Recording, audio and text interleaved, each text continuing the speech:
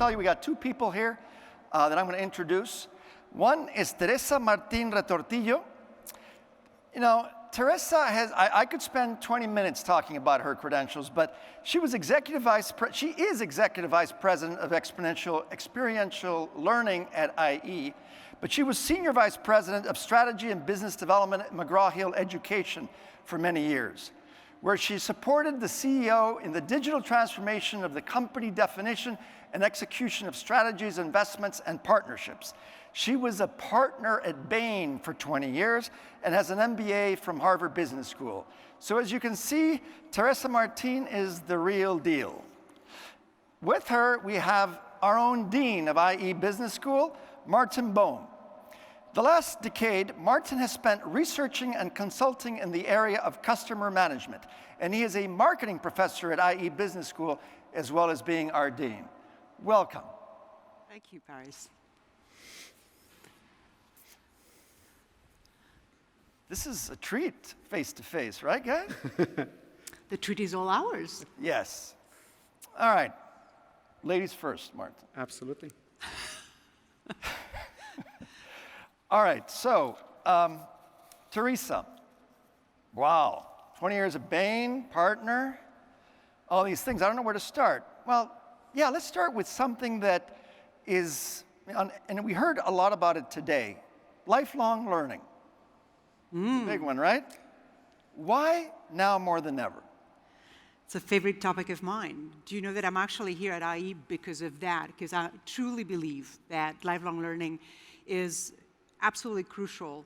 And now more than ever, because it's become evident that we need to continue adapting, and that frankly, the organization we work for, the education we received 20 or 30 years ago, may not be all we need. And so if we actually want to continue to be relevant, it is important that we assume and undertake a plan for continuous learning throughout the professional life. And you know what, Paris? The good or bad news, and it depends on what camp you sit, is that that professional life is no longer a 40-year life. It's probably going to look more like 50. Why not 60? Or even 60. I like it. That's exactly how we think. So if all of us are going to have a longer life, we need to manage our careers with relevant and meaningful knowledge that can actually make us, productive. Some of us talk about lifelong learning to lifelong earning. So now more than ever. Yeah, and for sure we're going to need lifelong earning. Yeah. Martin, I remember when I got here in 2009, our school was all about blended, and nobody was talking blended in those days. Now, all of a sudden with COVID-19, blended is like, oh, we've been doing this all the time. Everybody says that, and essentially they've got Zoom on in the classroom, and it's blended. Talk to me about the IE approach to blended and how COVID-19 has changed the world. So obviously, I think, Paris, you're absolutely right. I mean, we have been for quite some time about blended because we actually started already 10, 15 years ago to launch online programs in the market. But we have actually seen that the combination of face-to-face and online is just simply much more effective. But to be completely honest, I think it's not that simple taking that approach that we have worked on over the last 10 years and just simply applying it to all our programs as a consequence or as a response to the pandemic. I think what we clearly have to consider and take into consideration, first of all, is are we talking about a program where students actually dedicate full-time, the entire time to studying, or it is really more a part-time program? So I'm still having my job, I'm still taking care of my family, and at the same time, I'm trying to finish a degree program. I think that is quite important. When we think about the part-time programs, clearly our blended approach has been very successful, has been proven over the last few years, and every year we're trying to refine this a little bit more. The trick here is that it's really not about the technology, it is really about the pedagogical approach or the methodology behind it, right? Having small groups that are highly interactive between the faculty member and the students, and at the same time as well, among the students, having a constant relationship, constant interaction to work on projects and work on assignments. However, when we take this model, or we would like to take this model and apply this to a full-time program, we certainly have to make some adjustments. Because now we're dealing with a student who actually has more time on their hands. They could spend more hours behind a screen and attending classes. But the challenge here is spending 3, 4, 5 hours behind a screen following a Zoom lecture or any video conference lecture is obviously a problem. So we really have to invest much more even in making the learning experience much more experiential.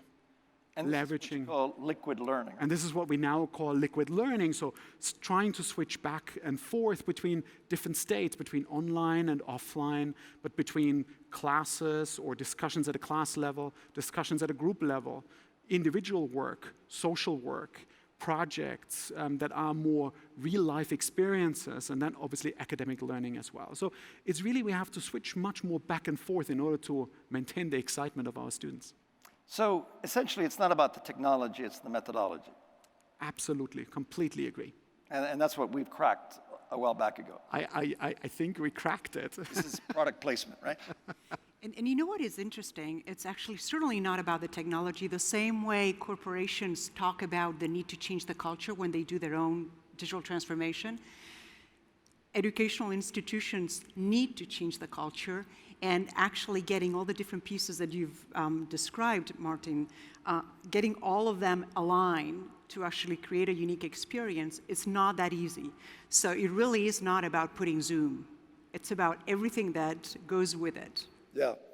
Teresa, I remember during the pandemic here, I was talking to friends of mine all over the world, and it seemed like everybody was trying to get a certification, you know? And it became like the flavor of the pandemic, getting a certification. What's that all about? Well, it's actually been fascinating because what has been true during the pandemic is people had a little bit more time, although some portion of the population were working 2 or 3 times harder, but some did have more time. And it actually was good news to explore other ways of learning, and other ways of learning that where the learner can demonstrate they've actually put in the effort, they've actually understood what it was all about, and they have demonstrated that they gain the capabilities. So indeed, there is a trend where lifelong learning not only matters for employers, but if you can actually prove that you were able to do those 3 things, it actually enhances the value, you know, your professional value. And yes, it's been a moment of a lot of, you know, movement around credentialing and a lot of people trying it out. Thank you. Martin, we got less than a minute left, but one of the things that we've also talked a lot about is diversity. Yes. And now, you know, most schools are struggling with diversity because they don't have diversity in the classroom and they can't travel. What do you think COVID has done for us as a school in terms of, you know, bringing to the front this whole diversity issue? So absolutely right. I mean, like, I think what we have seen over the past is the schools have opted either for an export or an import model when it actually comes down to diversity. Import model meaning I try to bring international students from all different parts of the world into my classroom. Export model is I take my local students, we go to a trip, and we have that experience, or we go on an exchange and we have that experience. Obviously, this export model is right now on pause, let's put it that way. But I think the import model is still working. I can actually still, even if I teach online, even if I deliver a program online, I can bring students from all over the world into the classroom, can have them work on projects together in order to take away this diversity, take away to understand that people look at challenges from different points of view. Yeah, and when you come to Madrid to take a program at IE, you will have that diversity physically as well. Absolutely. Teresa, thank you. It was a pleasure. Thank you, Paris. Martin, see you soon. Absolutely, it was a pleasure. Thank you. All right, we keep going. Thank you, Paris. Thank you. Bye-bye.